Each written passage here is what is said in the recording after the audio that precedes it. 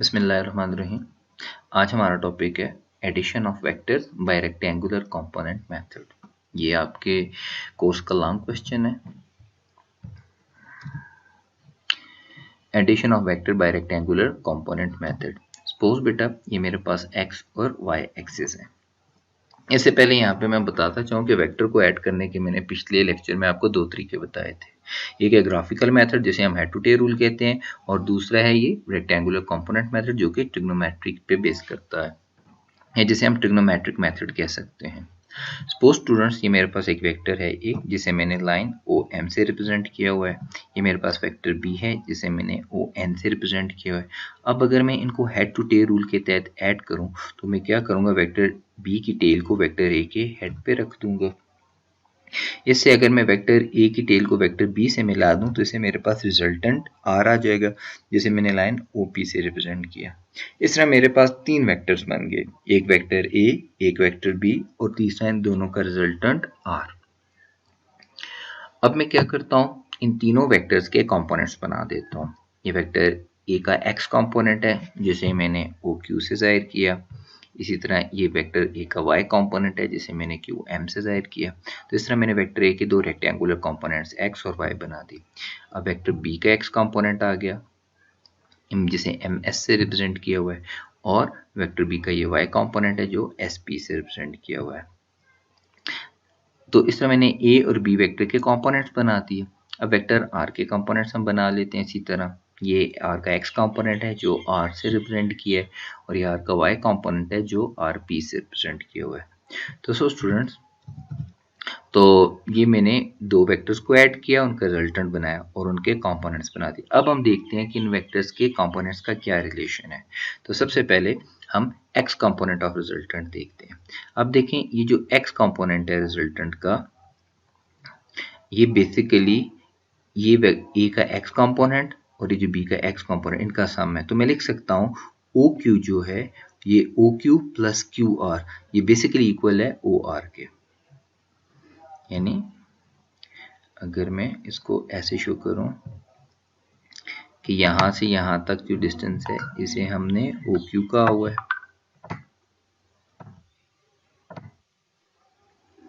और जो ये डिस्टेंस है इसे हमने क्यू आर कहा हुआ है। तो students O Q and Q R ये इक्वल है ओ आर के। तो ये बात मैंने लिखी है कि ओ आर जो है वो इक्वल है O Q plus Q R के।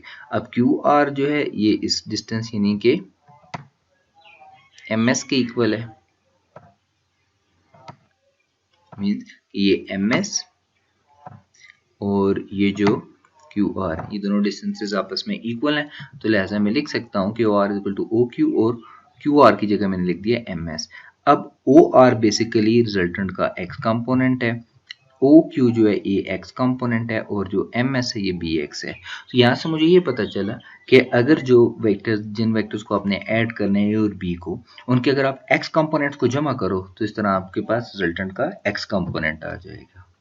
Means कि x component of the resultant is equal to the sum of x components of the vectors being added। कि जिन वेक्टर्स को आप ऐड कर रहे हो उनके x कंपोनेंट को जमा कर लो तो रिजल्टेंट का x कंपोनेंट आ जाएगा।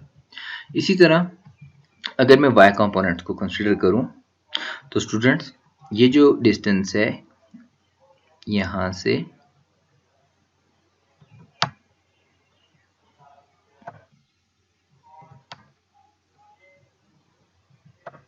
ये मतलब r से लेके p तक ये डिस्टेंस इक्वल है, इसके दो पार्ट्स हैं, एक p से s और दूसरा S से R। तो सो स्टूडेंट्स यहाँ पे मैं लिख सकता हूँ कि जो पी आर है वो बराबर है R S plus S P, और एस पी और इसी तरह ये जो आर एस है ये इक्वल है क्यू एम के, ये डिस्टेंस क्यू एम है। तो सो स्टूडेंट्स ये जो आर एस डिस्टेंस है ये इस क्यू एम के इक्वल है, तो मैंने आर एस की जगह क्यू एम पुट कर दिया। अब मैं आर पी जो है ये बेसिकली आर वाई के मैग्नीट्यूड के बराबर है, क्यू एम जो है ये ए वाई के बराबर है, और एस पी जो है ये बी वाई के बराबर है। तो यहाँ से मुझे पता चला कि अगर हम वेक्टर्स के y कंपोनेंट वेक्टर्स को हम ऐड करें, उनके y कंपोनेंट्स को जमा करें, तो हमारे पास रिजल्टेंट का y कंपोनेंट आ जाएगा। यानी y component of the resultant is equal to the sum of y components of the vectors being added. अच्छा, अब हम निकालते हैं इनका रिजल्टेंट वेक्टर।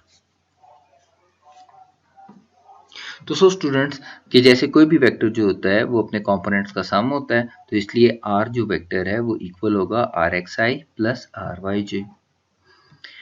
और अभी आपने देखा कि जो आर एक्स था वो ए एक्स प्लस बी एक्स के इक्वल था, और आर वाई ए वाई प्लस बी वाई के इक्वल। तो लिहाजा अब हमारे रिजल्टेंट वेक्टर फाइंड कर लिया इन टर्म्स ऑफ एक्स और वाई कंपोनेंट्स ऑफ ए और बी। तो इस तरह स्टूडेंट्स हम जो है अगर हमें दो वेक्टर्स के कंपोनेंट्स गिवन हो तो उनकी मदद से हम रिजल्टेंट वेक्टर बना सकते हैं। इसका जो मैग्नीट्यूड होगा वो होगा x कंपोनेंट का स्क्वायर प्लस y कंपोनेंट का स्क्वायर। तो रिजल्टेंट का x component ax plus bx है और y component ay plus by है। और जो थीटा होता है रिजल्टेंट का ये डायरेक्शन वो होती है tan inverse of y component over x component, और y component ay plus by और x component ax plus bx। तो स्टूडेंट्स इस तरह कि अगर आपको वेक्टर्स गिवन हो तो आप कंपोनेंट मेथड से रिजल्टेंट फाइंड कर सकते हैं। तो आपको करना क्या है, आपको जो भी वेक्टर्स गिवन है उसकी समरी ये है। अच्छा, समरी बताने से पहले हम ये देख लेते हैं कि ये तो दो वेक्टर्स के लिए हमने किया। अगर हमारे पास एक से ज़्यादा वेक्टर्स हों, मतलब ए बी सी, तो ए दो हों, तीन हों, चार हों, मेथड हुए जितने भी वेक्टर्स हों आपने उनके कंपोनेंट्स बनाने हैं, और एक्स कंपोनेंट्स उनके जमा करके आप रिजल्टेंट का एक्स कंपोनेंट बना दोगे। तो सो रिजल्टेंट का जो एक्स कंपोनेंट होगा वो क्या होगा, जितने भी वेक्टर्स होंगे A B C D E and so on, उन सब के एक्स कंपोनेंट का सम होगा। और जो रिजल्टेंट का वाई कंपोनेंट होगा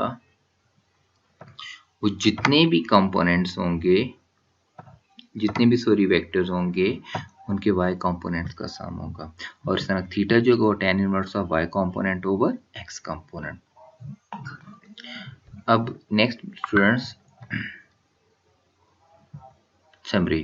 तो सो स्टूडेंट्स कि सबसे पहले हम ये करेंगे ट्रिग्नोमेट्रिक मेथड में कि जो भी आपको वेक्टर्स गिवन होंगे ए बी सी, ये जिनको आपने ऐड करना है, उनके एक्स और वाई कंपोनेंट्स बना दो। दूसरा स्टेप ये होगा कि उन सब के एक्स कंपोनेंट्स को जमा करने से आपके पास रिजल्टेंट का एक्स कंपोनेंट आ जाएगा। यानी find x component R x of the resultant vector by adding the x component of all the vectors. फिर आप क्या करोगे कि उनके y कंपोनेंट को जमा करके आर वाई फाइंड कर लोगे। Find y component R y of the resultant vector by adding the y component of the all the vector. और फिर हम find the magnitude of resultant vector r by using the formula. अब r x और r y components आपने find कर लिए हैं, जिन vectors को आपने ऐड करना था उनके x और y कंपोनेंट्स को ऐड करके अब जो रिजल्टेंट होगा वो होगा x कंपोनेंट का स्क्वायर प्लस y कंपोनेंट का स्क्वायर अंडर रूट, और इसकी जो डायरेक्शन होगी वो होगी tan inverse y component over x component. Thank you very much.